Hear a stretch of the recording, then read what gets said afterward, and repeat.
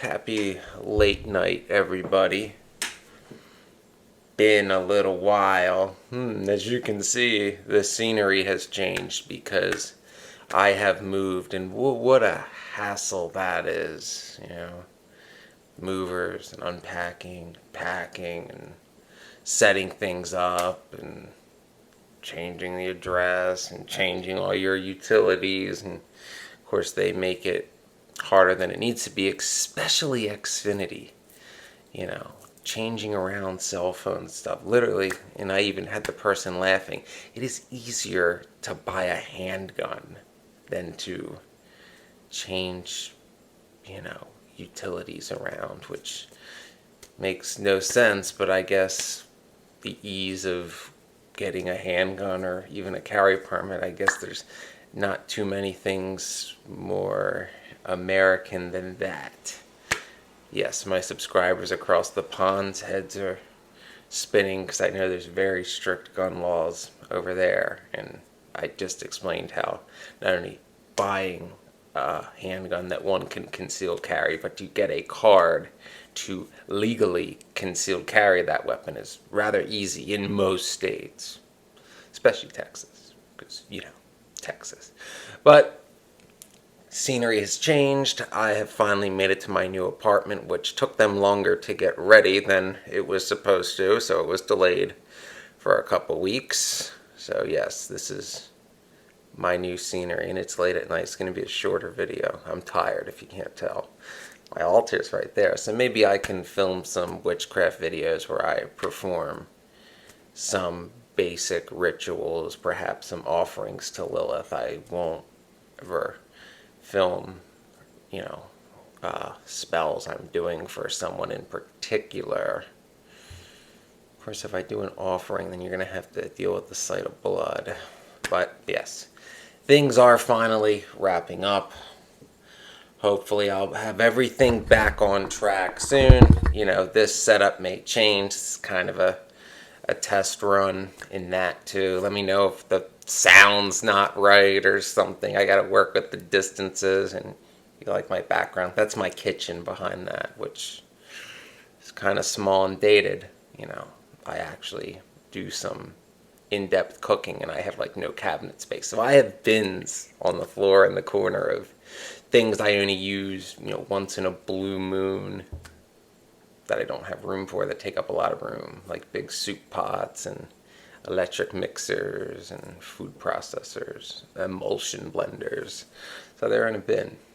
But hey, I live alone. And everything else is nice and tidy. I have a nice closet that I can use as a storage locker because I have stuff from my childhood I need to sell that I found buyers for, and then they went, well, yeah. Because, I didn't whistle Dixie as I came into the store, where I moved from. That's kind of important. But after 3.5 minutes, I do have a short topic to go over. This is to deal with validation with the narcissist. Validation. If you've been through narcissistic abuse, the crumbs of validation mean the world. Because for so long, you've lived your life thinking, there must be something wrong with me. There must be something that everyone else can see that I cannot. These evil geniuses twist my words, and, something wrong with me. Years pass.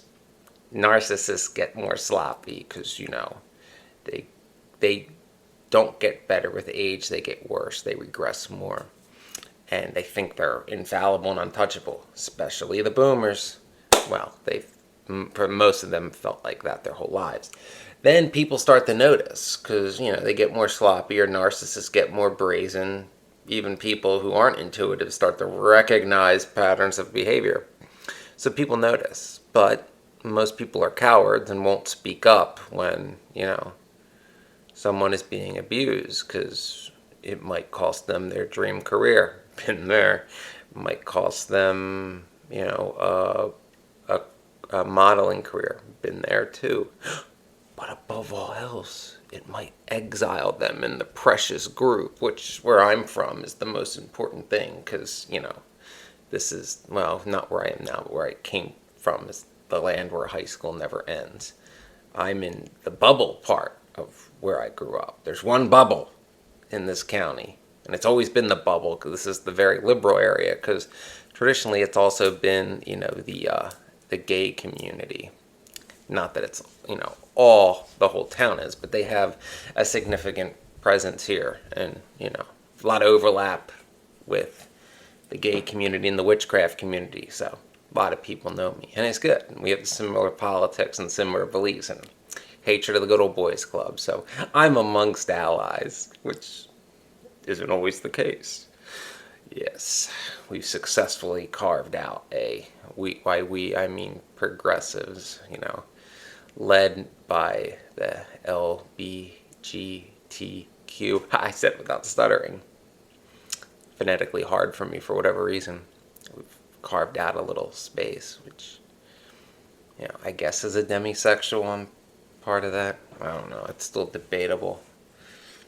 But with validation, you can't get all excited about the crumbs of validation, because you have to, remind yourself, like, where were these people when you needed somebody to speak up? The crumbs of validation as an adult, yeah, they're nice, and it's like people notice, but it's like, where were you 25 years ago when I needed somebody to speak up? Oh, yeah, you just sat there and watched because you didn't want to be the outcast, so you just went along with the flow. So don't let those people off the hook too easily, because it's easy to say years or decades later, like, oh yeah, I always thought it was horrible what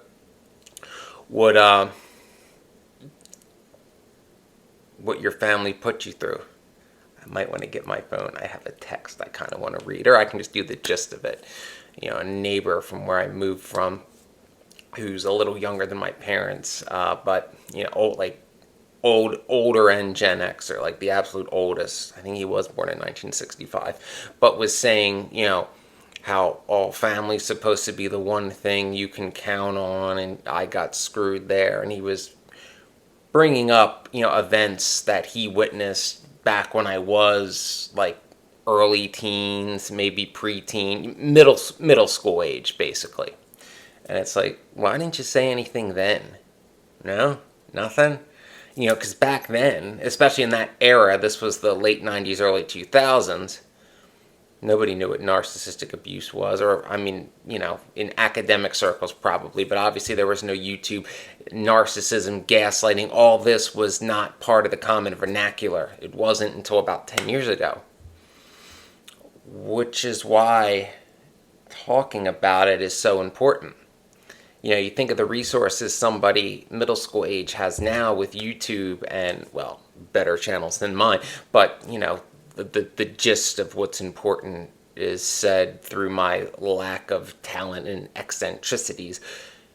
But the information is there, in various channels, other successful ones, about what narcissistic abuse is, what their tactics are, what the vernacular, what the terms are, what to look out for. We didn't have that. So, but it's important to keep speaking up, not just for yourself, because we don't do this for ourselves and validation.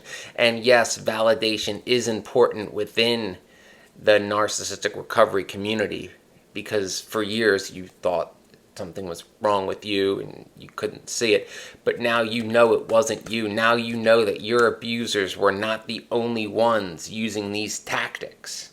It's important. It does help. But what's more important is not just exposing your abusers, but exposing the whole narcissistic system, exposing narcissists as a whole, because the more they get exposed, the more people become familiar with their tactics, what they are, why they do it. Takes away their mask, takes away their ability to hide, doesn't let them off the hook. And if there's one thing a narcissist can't stand more than anything, it's consequences. Narcissist is not able to be on their own. As victims of narcissistic abuse, we've learned to be self-reliant. We've learned to survive on our own, to not need or be able to count on anyone. Narcissists can't do that. They're used to like throwing their hands up and everybody come running for fear of a freak out. Or, they'll steal the shirt off your back and make you feel like you're doing them a favor kind of thing. But they get ostracized and exiled because of their own behavior and what they've done at their free will drives them nuts because they're used to being the center of attention and having all their flying monkeys and enablers. When they're on their own, they can't handle it. When they're exposed for who they are, they will be on their own and they'll suffer the consequences of their actions.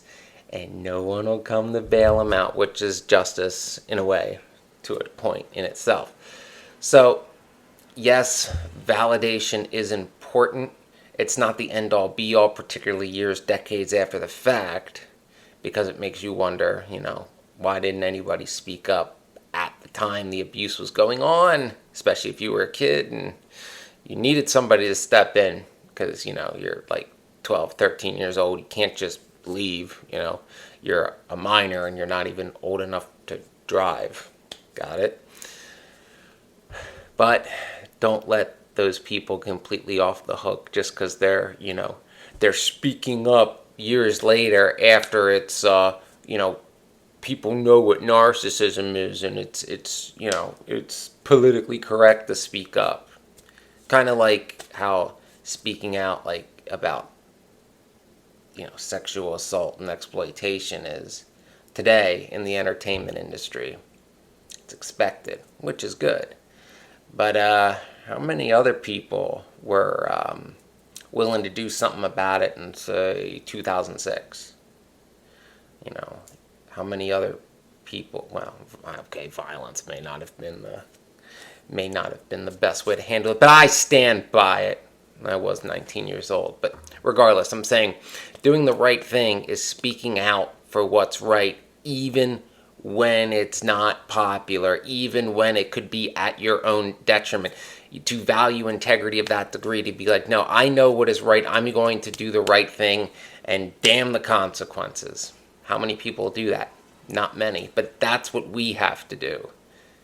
That's what we have to do in order to truly expose what the narcissist is. We have to be what they never can be. See, narcissists don't seek out weak people. They seek out those that they see something in them they want to destroy. Narcissists hate integrity because they have none. And they want you to sell out so they can pull you down to their level to elevate them and their enablers because they put themselves on a pedestal. And if you are able to surpass them in any way, it drives them nuts. So never sink to their level. Expose them. Tell their truth that they can't deny. Tell the truth of what they did, of their actions. And eventually, they'll be ostracized and seen for what they really are. And so will you, even if you've been slandered and ridiculed and held down your whole life. And it could take a long time. It took me years I still haven't undone all the damage. I'm talking slander-wise. The mental damage never goes away. We just learn how to live with it. Because things come back after years and getting away from it. And you know what I mean. But you can undo, in a lot of cases, the damage they did to your reputation simply by telling the truth. And eventually, they'll be seen for who they really are. But remember, no contact is always the best way. Heal yourself the best you can. Live the life you want to live, wherever that may be. Do not live your life based on seeking validation from people who did nothing when they could have done something to perhaps stop the abuse or lessen it. Got it? Little rambly. It's 1 a.m. I'm tired. It's been a long week with a lot of paperwork and lawyers and utility companies and unpacking and just bureaucracy. So I'm kind of spent, but I wanted to get something up. So I tried, and we'll get back to some other topics here, hopefully tomorrow and let me know how this is working here and the distance and everything. So this is kind of a test run, and grade me on a curve. It's late night. I'm tired.